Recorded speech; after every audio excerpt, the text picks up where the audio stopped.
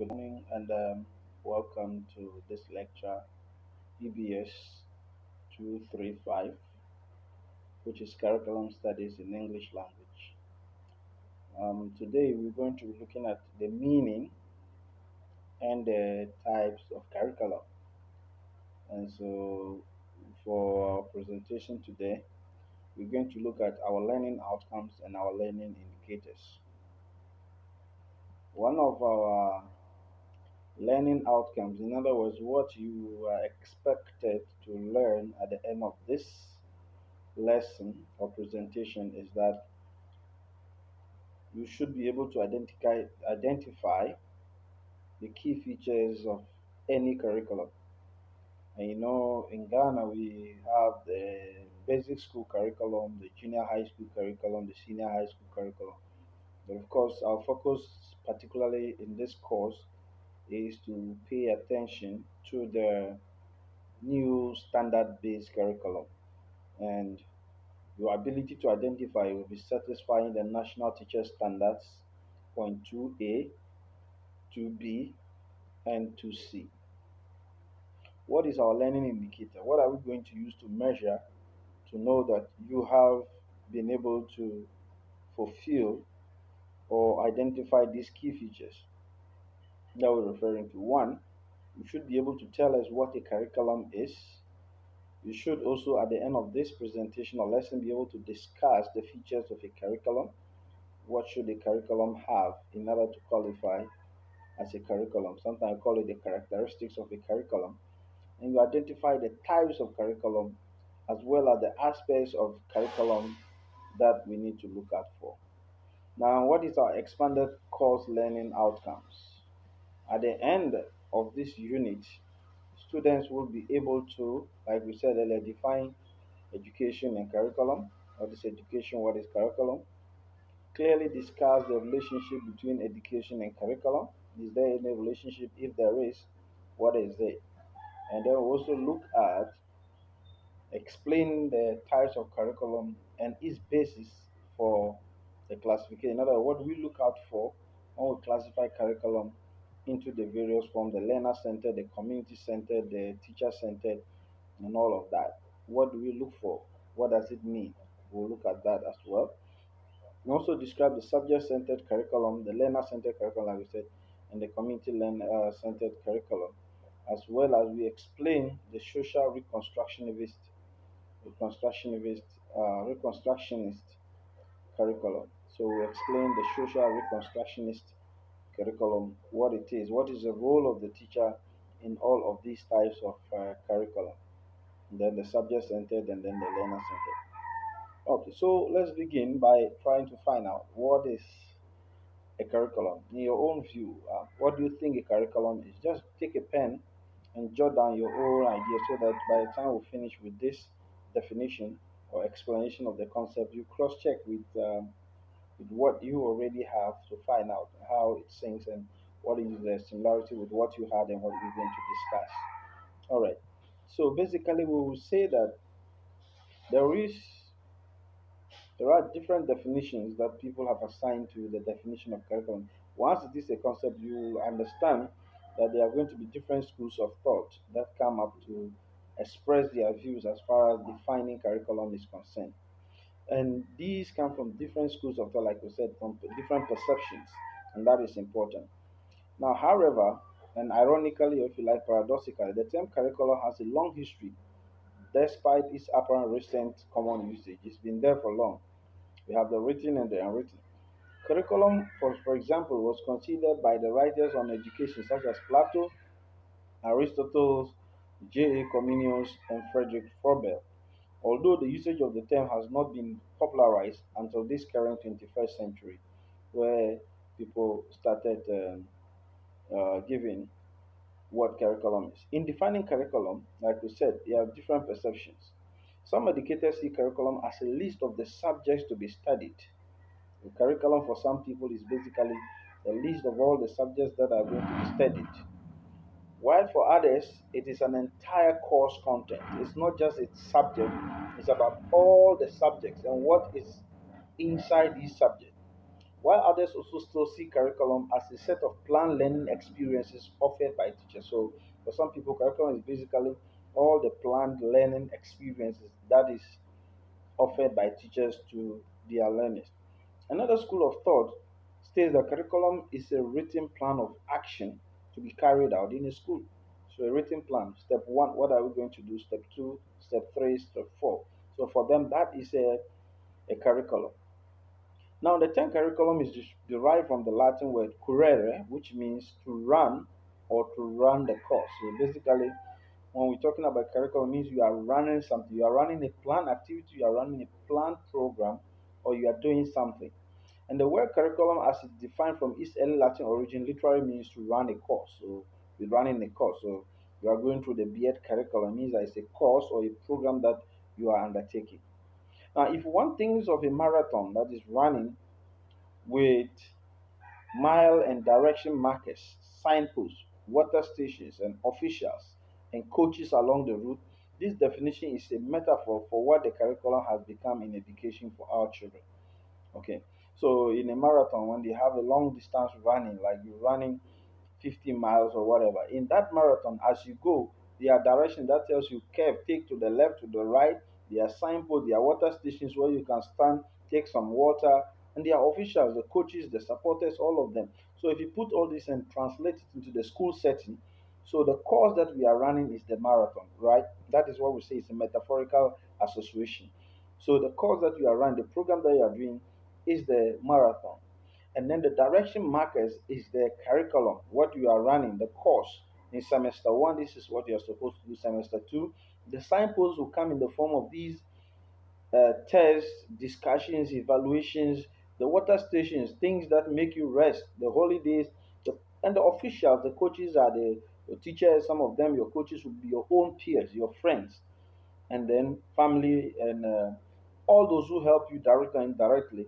If you go to the school situation, the laborers, the cleaners, the security, all of them are part of these people along the route that help you to achieve this ultimate goal of running the course successfully. Now, let's look at some specific definitions of some scholars. According to Oliver, 1997, for him, curriculum is basically one, a set of subjects, that is the content and a program of studies. That is one item he says you must find in something to call it a curriculum. It must have a set of subjects. And this set of subjects will contain a content which constitute the program of studies that the people who go through this course will acquire.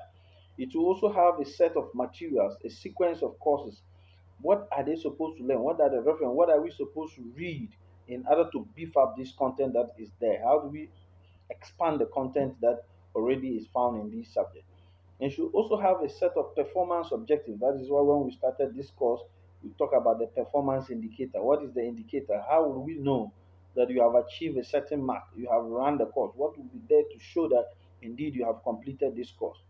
So a course of study. So the exams, the tests, the evaluations, assessments, all of them. And Oliver also says that curriculum is everything that goes on within the school, including extra class activities, guidance, and interpersonal relationships. So for him, curriculum is more elaborate than just the courses. It includes extra class activities like the sports, the games, the guidance and counseling, the relationship that you build with your friends, your mates, your seniors, your juniors, all of them in the school community is part of the curriculum. And he goes further to say the curriculum is everything planned by the school personnel or a series of experiences undergone by learners in the school. Basically, that which an individual learner experiences as a result of schooling. All the experiences that you acquire as a result of schooling, according to Oliver 97, can be classified as a curriculum. Apart from Oliver, we also have Ralph Tyler, 1949, earlier, far, far, like we said, this is not a new terminology. He says a curriculum is all the learning of students which is planned and directed by the school to attain its educational goals. Three keywords. So all learning of students. One, this learning of students is planned. One thing is that it must be planned. And two, it must be given some direction, some guidance by the school. And the ultimate is to achieve some educational goals. And the educational goals will be what kind of human resource, what kind of persons do we want to train? Do we want to train people who are knowledgeable, who can use their skills, who can, what kind of skills, what kind of personnel are we training? Every curriculum should have that kind of purpose. Chaba 1962, for him, basically, he says that a curriculum is a plan for learning. Anything that you plan to do in order to acquire a certain set of skills or knowledge, for him, can be classified as a curriculum. While D.K. Wheeler 1978 says that the curriculum refers to the planned experiences offered to the learner under the guidance of the school. So we see that Wheeler and Tyler, they are virtually in the same school of thought, just that their choice of word, their semantics seem to vary a little, but basically we're talking about the same very concept. Kerr 1968, for him, curriculum refers to all the learning which is planned and guided by the school, whether it is carried on in groups or individually. So they have added something. Says that the curriculum could be carried out in groups or it could be carried out individually. So when you are doing individual tutoring or group tutoring or cluster tutoring, is all part of the curriculum as explained by Kerr 1968. Eisner 1985 says a curriculum is a course or a classroom can be conceived as a series of planned events that are intended to have educational consequences for one or two people. Educational consequences is similar to what Ralph Tyler says about educational goals. It means that when you go through a curriculum, they expect some kind of change.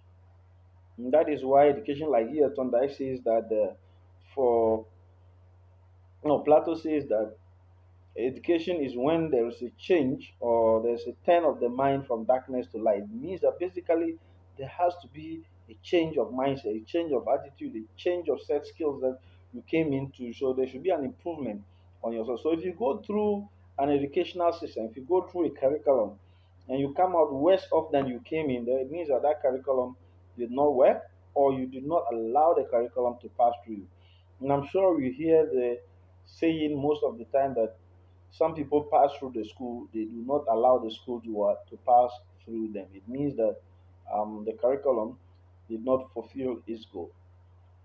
Going further, we say that Glathion also came out that curriculum refers to plans made for guiding learning in schools, especially represented in retrievable documents of several levels of generality and the actualization of those plans in the classroom as experienced by the learners and as recorded by an observer. Those experiences, he says, take place in a learning environment which also influence what is learned. So basically, what he's saying is that any curriculum, for anything to be classified or described as a curriculum, one, it must have something that is planned, that is the course, and this course that is planned should be represented in retrievable documents. So it should be printed either in a video, something that you can retrieve. Why? Because people always go back to revise what they have learned.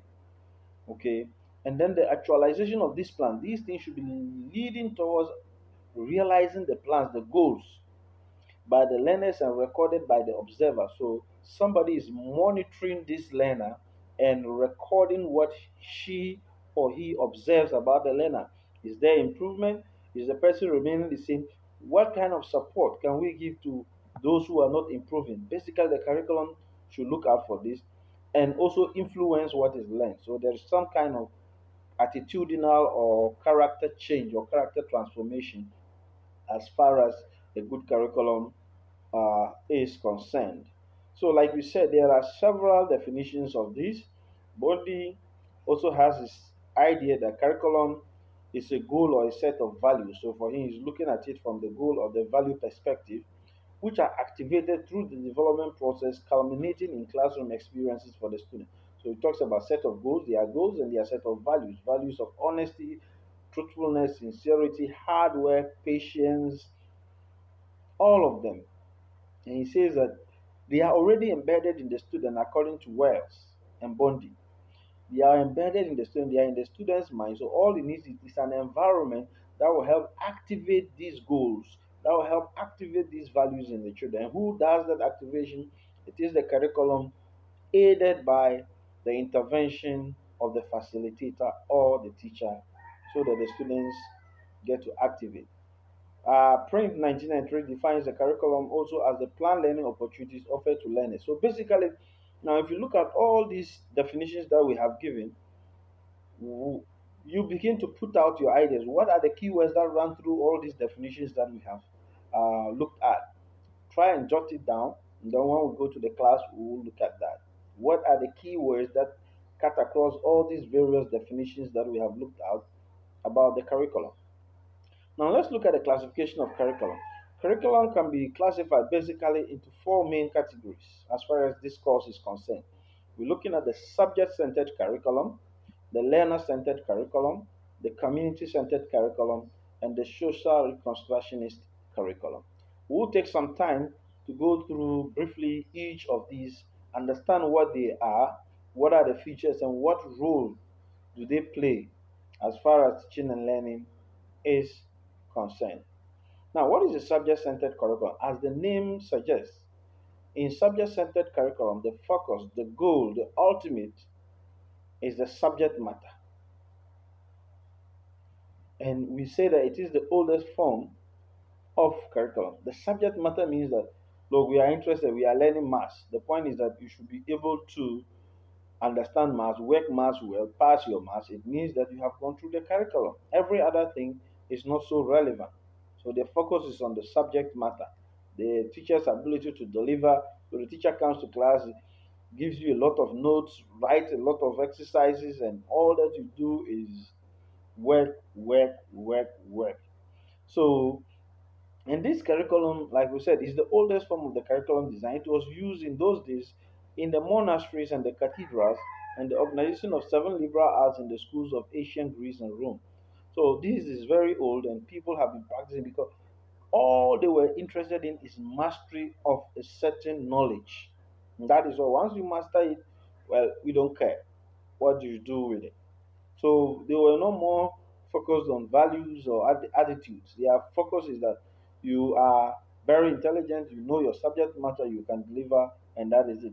And you and I have been products of some of these systems where we said that a good teacher is one who comes to class, he does not ask students questions, all he does is to pour out. So he tells you a noun is a name of a person, a place, or a thing, and he writes it on the board. Examples of nouns, you give one and he writes the rest by himself. So he does not really involve the student. We say that this is a very good teacher. Most of our students, we don't like teachers who push us to think, and that is the learner-centered curriculum that we shall look at. But the subject-centered curriculum, that is basically what it focuses on. Now, the seven liberal arts, like we have said earlier, were classified into two: the trivium and the quadrivium. And the trivium is basically the art-related subjects, while the quadrivium refer to the sciences. So the modern period, trivium refers to the arts divided into literature and history, the social science, history and literature, and all of that. And then the quadrivium refers to the sciences, include algebra, trigonometry, geography, botany, zoology, physics, can name them. So basically, they are into this, and you will understand why mostly in our schools when the systems began, we have basically, if you are not doing arts, you are doing science. It's just now they've added the technical, the home economics and the other courses. All right. Now, in a subject-based curriculum, every subject is a separate unit. In this kind of curriculum, four or five subjects are placed in a curriculum. Each subject has a separate teacher, right? So, because why must each subject have a separate teacher? Because they believe that every teacher must be a jack of his subject area. You must be specialized in your subject area to deliver. You don't cut corners. You don't go two or more subjects. They bully you. You have to go through the system and acquire a set of specific skills to deliver basically the content of that particular. And every teacher tries to teach his own subject. No one intervenes in the subject of the other teacher, and that's what we have explained. Now, the subject centered curriculum, what are the characteristics? One, information for future use. So basically, it provides information for future use. How does it do this? With the loads of notes that you are given, you copy, you copy, you copy, you copy, and you write so much. So every time you forget something, you can go back to your notes, which is the focus of the curriculum, and then you can refer to those notes that you can use them. Importance is also given to knowledge acquisition and information for future use. That is its focus. Only those subjects are considered important which have a value for the individual have benefit from it in future. So vocational importance. Only those subjects are considered important. So any subject that will help you acquire knowledge, subject that will give you information for future use, there are those subjects that are considered primus as far as the subject-centered curriculum is concerned.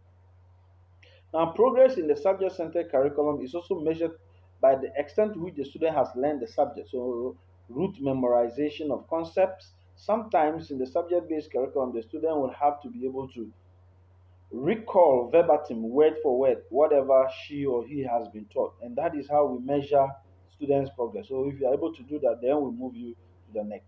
Also, another characteristic or feature of the subject-centered curriculum is the fact that the most important thing to learn, therefore, is the fact that learning is measured by how much and well subject matter has been mastered by these people, similar to the point B that we looked at. So we are focused on your ability and to recall, you know.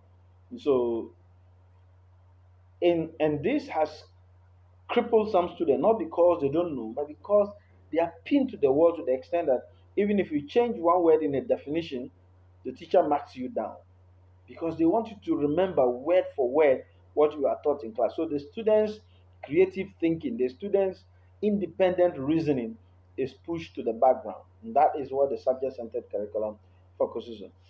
And because we want you to master the content, one feature of the subject centered curriculum is test. So frequent tests are given to students to check their degree and their achievement in the subject. Okay. We continue with the features, and it also predetermined uniform standard of knowledge. So they expect that predetermined means that it's already there. That by the time you finish the curriculum, you should have acquired this set knowledge. And how do you do that? There is a uniform standard for all students to pass the subject, else they will have to repeat the course. So uniform standard. The only way you progress to the next class is passing the test, nothing more. But in other curriculum, you will realize that they take note of attendance as well, contributions in class, independent reasoning, creative thinking. Okay, but in the subject-centered curriculum, focus is on pass your exams, move, and that is why we always say, you know the slogan: chew, pour, pass, you forget. You pass, you forget. We are not interested in how you're able to use that knowledge that you have acquired. The fact is that, and we know we have people who have certificates. I mean, he's finished a program in the college, in the university. He has ICT on the transcript, level 200. He did ICT level 100. Some of you don't even know how to operate a computer, and yet you have on your transcript that you wrote ICT and you have a B. So you have passed, but you cannot utilize that knowledge to improve anything in your life and that of society. Also, the teacher tries to help the weak students and to bring them to the set standard and pass the exam or repeat a grade. So students who are not getting the content as much as they are supposed to be, they're supposed to be remedial. And the course is to push them to understand the concept in order to pass the grade. Also, another feature of the subject center curriculum, each student is a separate entity unit with a logical organization of its own. So each student is a separate unit. So as far as they push for understanding the subject content, they also push for the fact that you treat every student as a unique individual with their own challenges, aspirations, and perceptions, and challenges as well. So you look at all of that and see how you can support these students.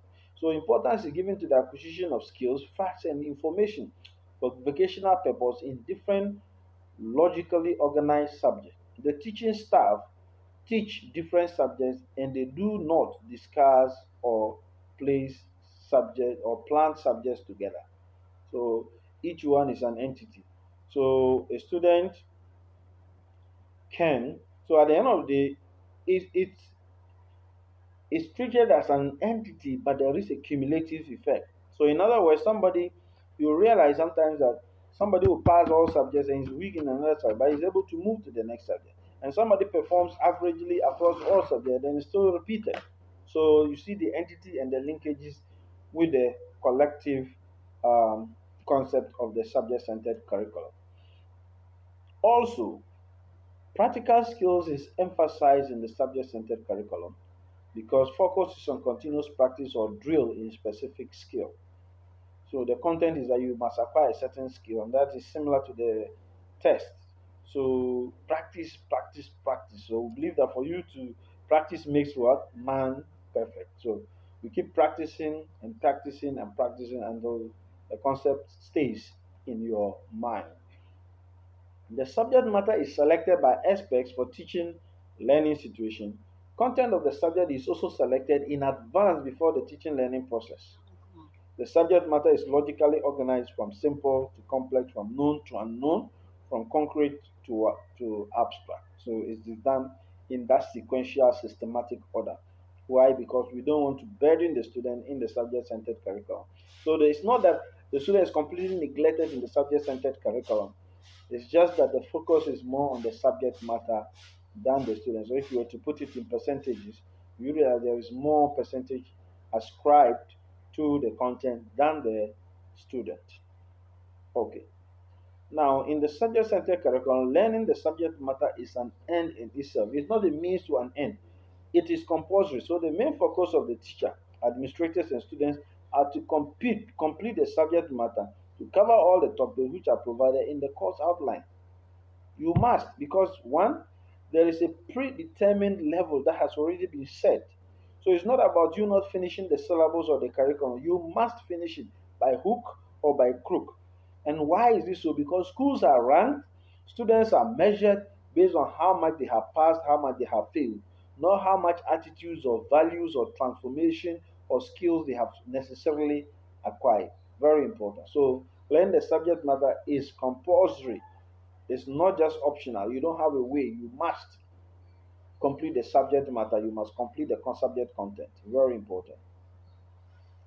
Now, what are the requirements that we need to implement the subject-centered curriculum? What do we need? One, we need trained teachers with mastery in a subject and expert in methodology.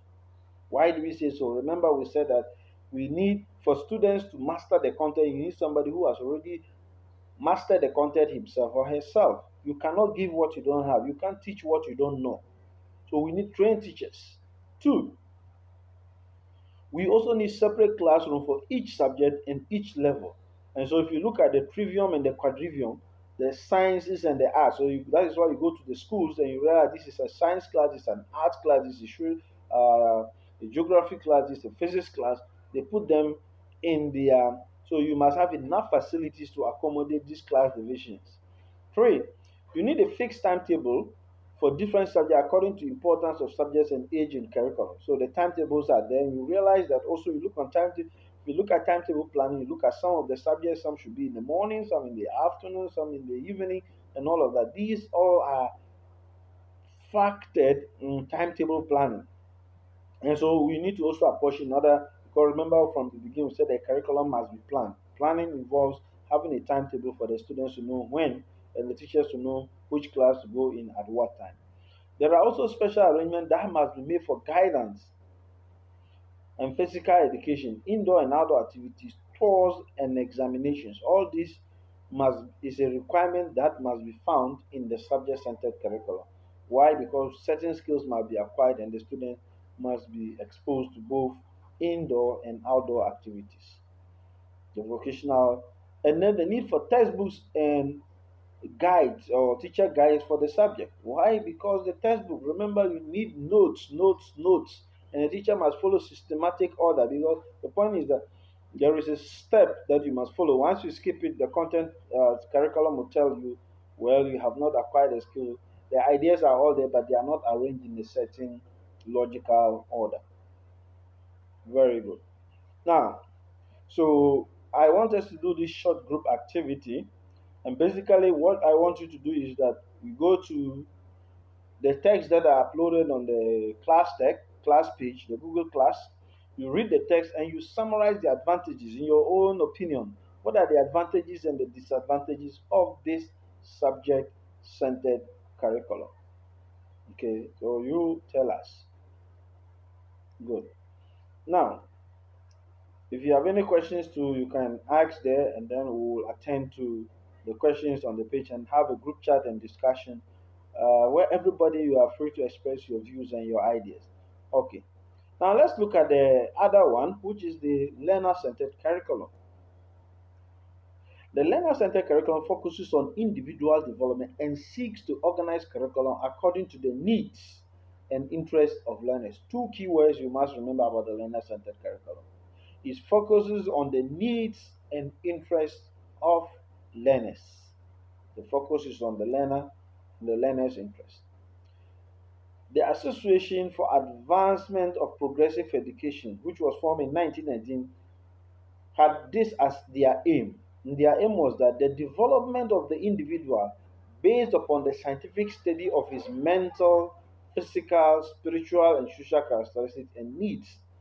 So, if we want the child to be developed, we must focus our attention to the fact that the development of every child is based upon the scientific study of the mental, the cognitive domain of the child, the physical domain, the spiritual and the social characteristics and needs of the learner.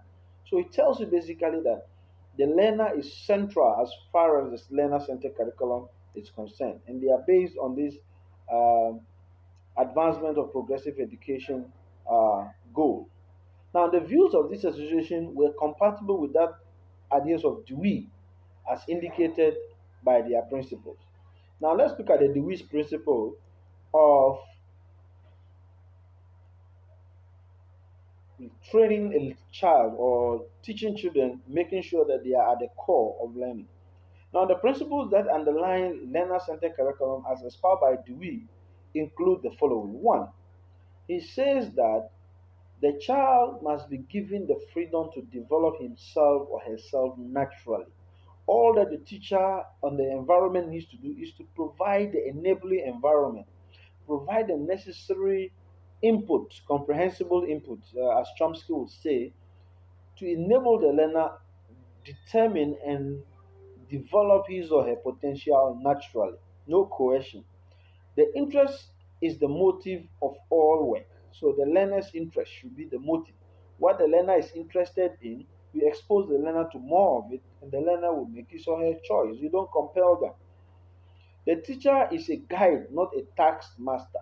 So, like we said earlier, in the subject centered curriculum, the teacher is the focus, is the fulcrum. In fact, he's the all in all. In the learner centered curriculum, no.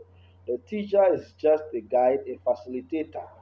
You guide the learner to unearth his or her talent. You are just an activator to activate the learner's conscience and well being, visions and dreams and perception, and reshape them to help the learner identify himself or herself. The learner centered curriculum is also based on the Dewey principle that the scientific study of people development. And what is a scientific study of people development? I'm sure in your education class you would have come across, for example, the cognitive development of children, right? Where we have the concrete operational, we have the pre-operational, we have the all the stages of the development of the learner. Piaget's theory, okay, is very important so that you know that children at a certain age would mentally be developed up to a certain level. So you cannot introduce abstract thinking to them. So you can't go to a KG or P1 class and be telling them 24 minus 2 is equal to what? They can't think in abstract. They need something more concrete. So that is why at that level they are more focused on using counters to be able to come up. And this is based on the knowledge of people. So you cannot center a curriculum on learners when you don't understand how they develop, how they grow. Very important. Also, greater attention to all that affects the child's physical development. So the physical development of the child is also important. How much attention is given to the child? Remember, we have physical abuse. Sometimes the way you shout on children, the way you look at them, the way you span them, all of these contribute to making them becoming very timid, becoming very open, becoming very expressive, or becoming very quiet throughout their life. So all of this, you need to understand the learner to be able to factor it in the curriculum in order to ultimately benefit this learner. Now, one other principle in implementing the learner-centered curriculum is that cooperation must always be between the school and the home to meet the needs of school life. So there shouldn't be a situation where the home will feel like the school is over pampering the child or the other way around. There must be, so that the child does not see any much difference between the kind of training and exposure that she or he is given in the home and in the school. That is very crucial. But sometimes, what do we find? We realize that there are occasions where the school and the community, the school and the parents are always at loggerheads, where sometimes the parents, the home thinks that it is the responsibility of the school to guide the child. So you are in school as a teacher and you see parents bringing their word to school because they misbehave at home.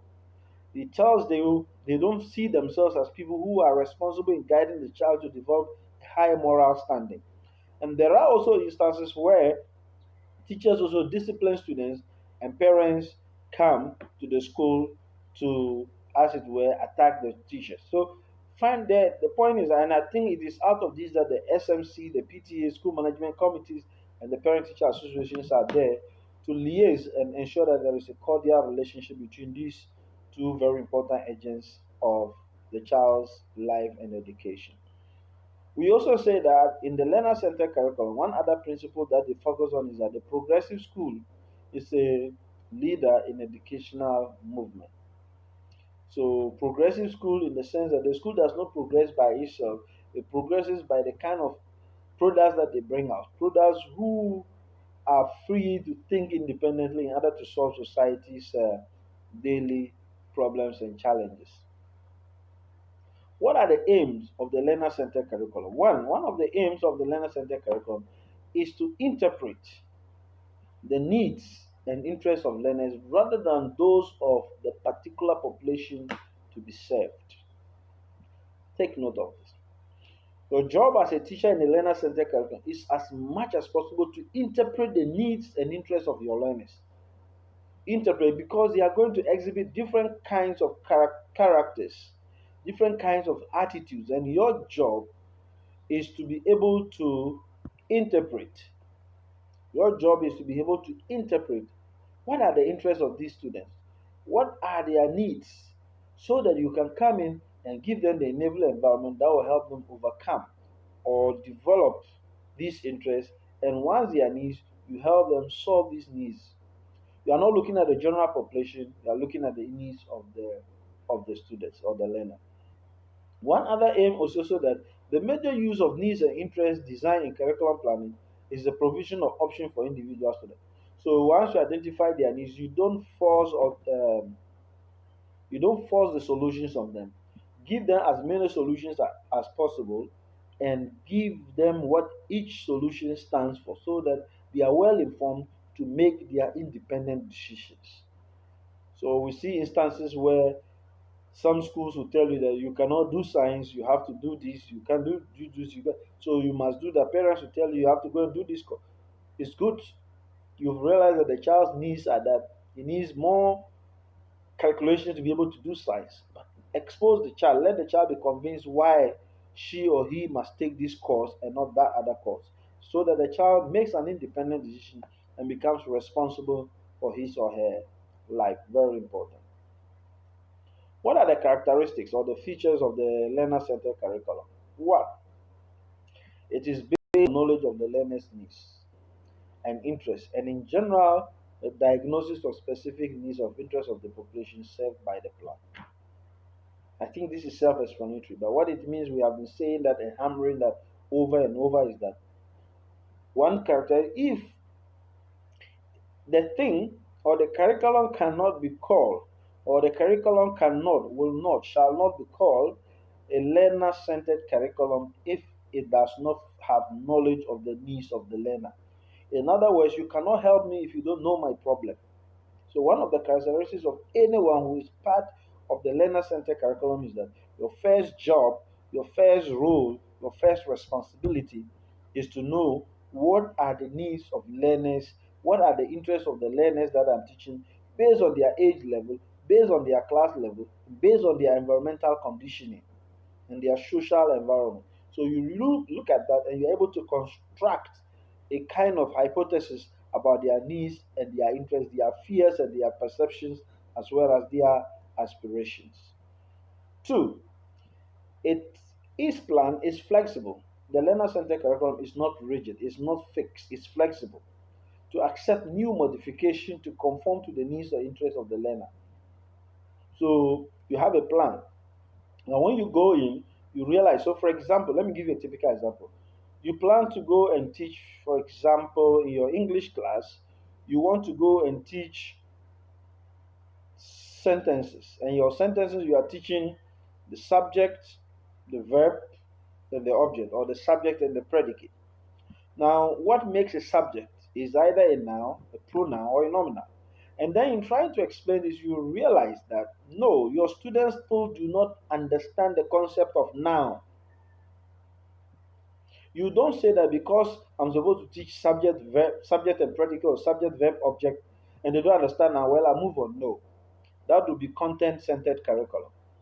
In the learner-centered curriculum, you must be flexible. Once the students they understand what a noun is, you cannot teach them the functions of nouns, which is subject, one of which is a subject.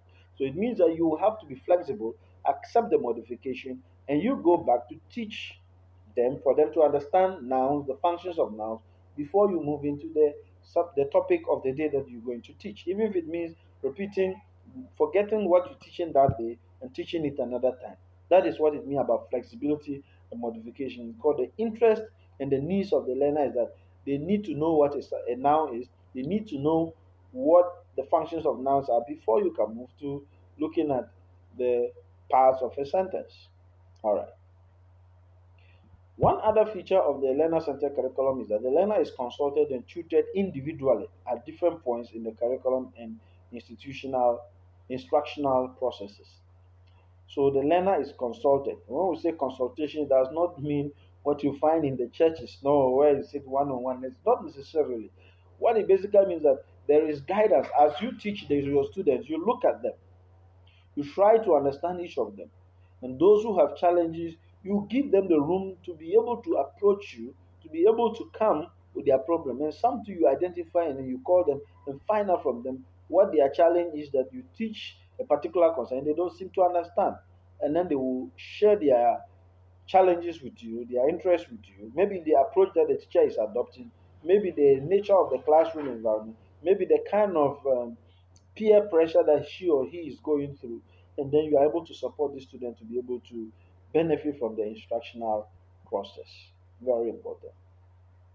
We're going to have another discussion, and this is going to be a 15 minutes discussion. So, um, once again, we'll have it on the classroom page, and I want everyone to participate. Why would you, as a teacher trainee or a teacher to be, go for the learner centered curriculum? Or why would you not? So, would you go for the learner centered curriculum or not as a teacher? Or if you are a curriculum designer, would you go for it? If yes, why? If no, why? We want to know. Okay. Now, let's look at the last one for the day, which is the community centered curriculum, the CCC, as I call it. What is a community? What is your idea of a community? We all come from community. So, what is a community? And you have learned some of these concepts in your social studies. So share with us, what do you think a community is? When we say it's a community day senior high school, what does it mean? This is a community center, community borehole.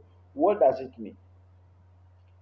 Now transfer that knowledge and let's have a look at what we mean by the community centered curriculum. This is the type of curriculum that is meant to reach out beyond the classroom and go into the community where the world can be changed by students and teachers. So it moves beyond. So the community centered curriculum moves beyond the classroom to go into the community. And the community becomes a real practical ground for the students. And the CCC, or the community centered curriculum, is based on the societal issues. So it is designed based on the societal issues, while the learner centered curriculum is designed based on the needs and interests of who? The learner. Get the differences. And the goal of the curriculum is to explore and solve those issues. So, two things.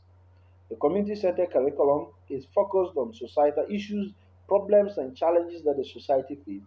And the goal, the main aim of the community centered curriculum is to explore all these societal issues and try to come out with solutions that will help one overcome these problems. This is very much an activist model because one must be active to order to participate in it. Where students are encouraged to be leading activists in their community where life problems, community affairs, and real world problems exist. So this is not the issue of assuming, imagining a problem and trying to solve it. No, that's superficial. This one is real. The community has no water. That is the problem.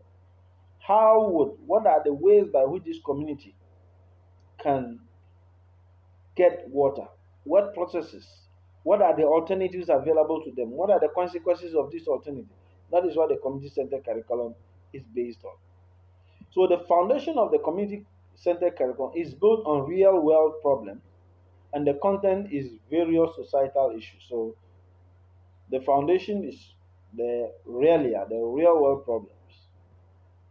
Mosquitoes have taken over the community. There are a lot of insects. There are a lot of infant mortality, maternal mortality. How do we overcome this? So the content is that is the problem. How do you overcome it? The community centered curriculum, when it is operational, students are agents of change. That's the job of the student. It's not about how much knowledge you have acquired, it's not about your interest. It is about how much change you can bring to your society, how much change you can bring to that community you live in the different communities that you find yourself in. Very, very important. Okay. What are the features of the characteristics of the community centered curriculum? One, the main, the main one of the curriculum, that is the CCC, is the group and the group action, the community and the community action, the needs of the community and how to solve these needs of the community. That is the main character. So, any curriculum that prides itself as a community centered curriculum must be made up of a group that is interested in the group. Hope you understand. The group are the students who are interested in the group, and the other group is the community. So, if you are not interested in the community, or the problems of the community and to solve the community, then no, you aren't operating a community centered curriculum. Also, another characteristic of the CCC is that it is a problem solving curriculum. And these problems are to be solved through the participation and efforts of the whole group.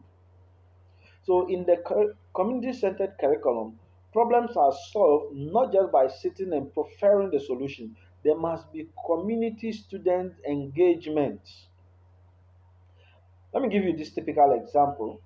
Once this participation is not well done, you might bring a solution that will create a problem. Now, there are schools where the students go out to communities to work, and I think the University for Development Study has some of these issues. These students who go out for the trimester system, the third trimester, they go out. Now, there are sometimes that these students go and they are able to engage the community to solve their problem. Now, there is a story of an NGO that went into a community and realized that their problem is their source of water is about 5 miles away from the community. So they realized that indeed the community's problem is water. And so, as an NGO that had the wherewithal, they had the money, they have the resources, They just went, met the community people, did not seek their views, and said that well, we are bringing you a borehole, we need this. And then they drilled the borehole. 1 year down the line, the NGO returns to the community and realizes that indeed the children were still walking to the 5 mile journey in order to fetch the water while the community borehole was just in the town.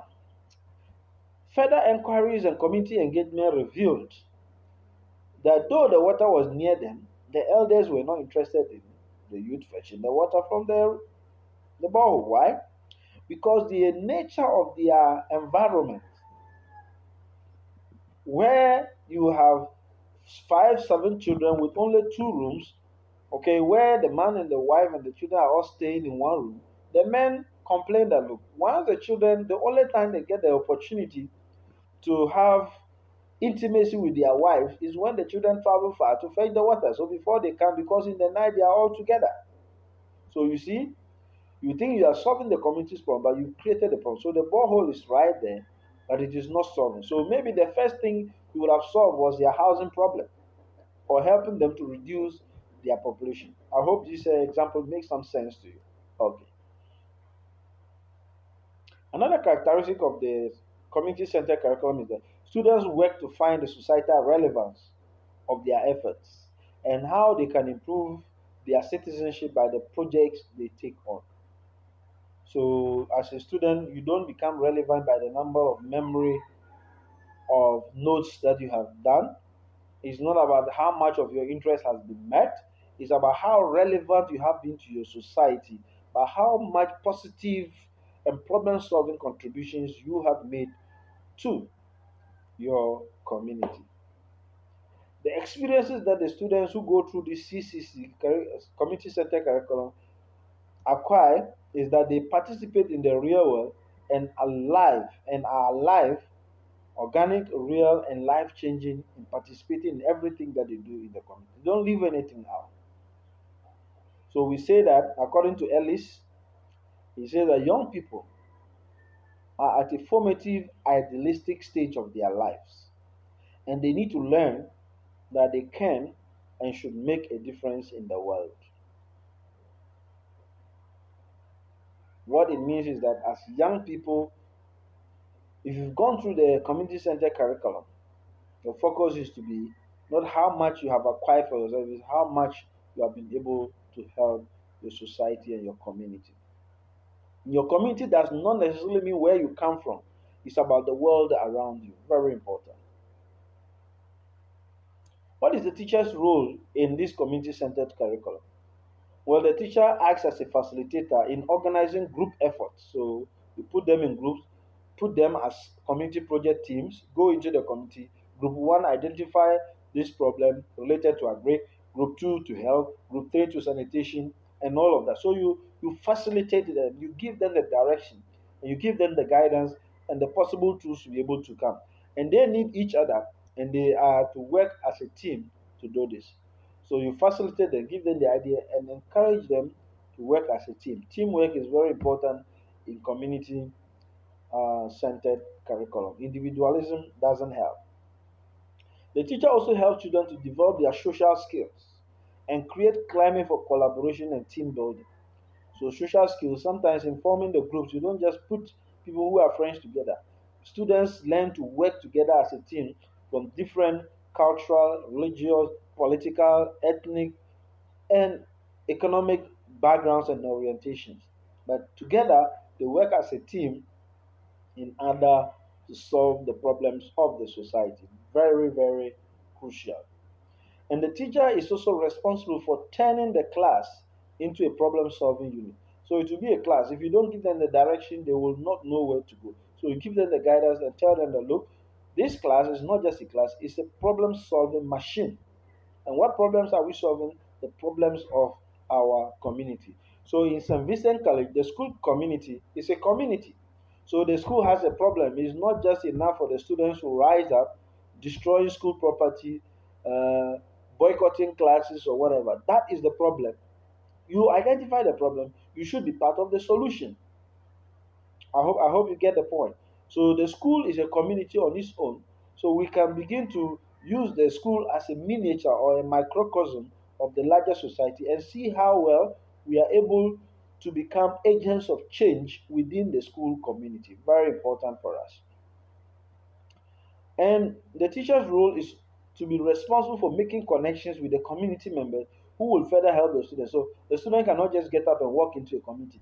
There must be that, remember we said earlier, there must be that participation, school community relationship, school community engagements, so that they know that you are not coming to identify their weaknesses and expose them. You are coming to identify their challenges with them and see how collectively they can resolve. So the teacher serves also as a liaison officer between his students, the problem solving unit, and the community, the problem unit. Okay. You as a student, we have already touched on some of your roles. But the point is, the student do not sit at their desk with textbook doing whatever, like the way some of your seniors write their project where you just sit and then you churn out data, you pretend you have been to the field, armchair kind of research. Some journalists are armchair. They sit down, call somebody in the village, and then tell them the story, and they're able to write the story, fabricating a host of lies in order to just sell their news or sell their paper or sell their online portals or blogs. That should not be so. So the student's role, remember, you must be actively involved in the decision, in the contact, in the problem identification, the procedure, and the solution to the problems. The student must be an active person throughout. And the student's goal is to leave the world better place than they found it through group efforts. So you should leave your community better than you came and met it. You should leave your school, your college better than you came and met it. You should leave your environment better than you came and met it. Even if we go down, let's take our dormitories as a community, our yes, our halls of residence as communities. You should leave it better than you came and met it. So you have a role to play in this small community called a house or a hall of residence in the college, this college community, the community in which the college is established, and the community in which you stay. All of that. So you have a role. You should be an agent of change in whatever you do. And that is why, as a teacher, you have to be very careful. Even your school, as a community, where you go to teach, where you go to do your STS, you should be someone who be solving problems, not one who always identifies problems and leave them hanging. The student's role is also to develop the esprit de corps, that is the common spirit of working together as group. Group work is very difficult. Agreeing on times to meet, and when you meet, how to come to consensus with everybody coming out with his or her views is very crucial. So you need certain skills to be able to collaborate, to be able to work as a team in order to realize your common goal or your common objective. And the students are also supposed to engage in the culture of the people and become involved in the community that lies beyond their school. You cannot go into a community without understanding the how they live their lives and why they do what they do. You don't condemn until you understand. So you must be immersed and engaged in the culture of the people and get involved in their community life. Don't bring your book knowledge to superintend over their community lifestyle. There is a reason they do what they do. And until you appreciate and understand that reason, you cannot be an agent of change. And that is very, very important. All right. The learning environment. What should be the nature of the learning environment of the community centered curriculum? Basically, the community centered curriculum requires a classroom like any other school.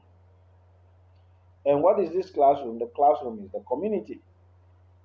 And once it is a classroom, it has its own teacher, it has its own rules and regulations, it has its pros and cons. And the students come together to discuss community issue and decide whether their course of study, where their course of study should go. So you are able to identify all the problems of the community or as many problems of the community, and then you begin to prioritize them. Which of the problems are urgent and important? Which of them are urgent but not important? Which of them are not urgent, they are not important? And which of them does not look urgent and yet it is very, very. So you prioritize and start which one you're going to start with. Is it health? Is it education? Is it maternal mortality, infant mortality? Is it agric? So you prioritize. You need to come together. So that learning environment is the community. The classroom and the schools that participate in the community centered curriculum are like a democracy. Remember, we talk about community engagements. A democracy, we all judge in order to arrive. Students make many of the key decisions. After you have gotten enough information from the community member, you take that information and then you make informed decisions. And since the curriculum focuses on the real world, the real world is a community centered curriculum, is the learning laboratory. So the community is your laboratory. The community is where you do all your practicals. The community is where you get out or you get your data or your findings out. So the real classroom is the community, and the community also serves as a learning laboratory. Whether the samples are taken correctly or not, whether you are finding the cure or not, you'll find it in the laboratory. That is the reactions that you hear or see from the members of the community and the community at large.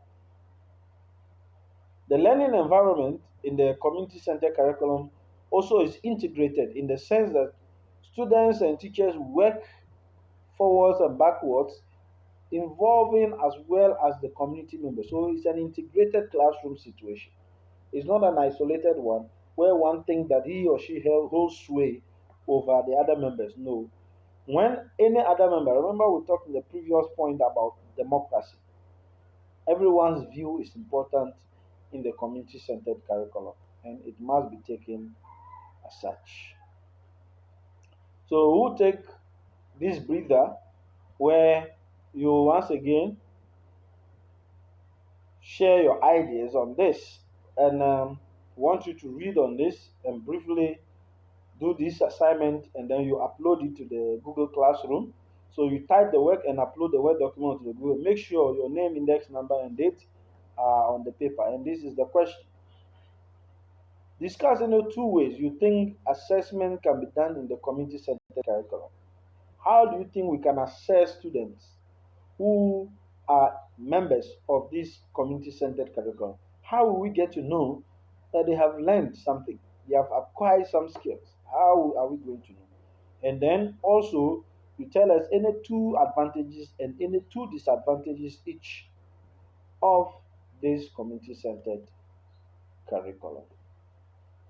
So, next time we meet, we shall be looking at the social reconstructionist curriculum, the role of the teacher, the merits, as well as the demerits of it. So, I want you to read the document that is uploaded on the Google page.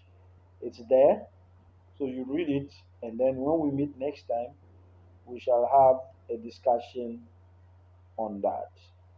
So, all our discussions and the questions, we're going to have it on the Google Classroom. Thank you very much for watching. And then you can click the like button if you like this video. Make your suggestions. And thank you very much for watching. Have a nice day and see you next week. Bye bye.